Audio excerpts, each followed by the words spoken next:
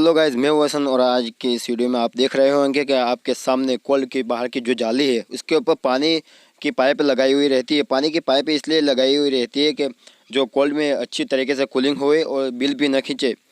कुछ इस तरीके से हमने भी हमारे फ्रिज के पीछे ऐसी सिस्टम में बनाई है। हमने ऐसी सिस्टम इसलिए बनाई है कि हमारे घरों में जो लाइट बिल आता है वो उसी की वजह से आता है, इसलिए हमने ऐसी सिस्टम में बनाई ताकि लाइट बिल बहुत कम आए और कूलिंग भी अच्छी तरीके से होगी। लेकिन गाइज अभी तक आप लोगों ने हमारे चैनल को सब्सक्राइब नहीं किया तो फटाफट से सब्सक्राइब करें ताकि हम जो भी वीडियो बनाए आप तक पहुंचती रहे।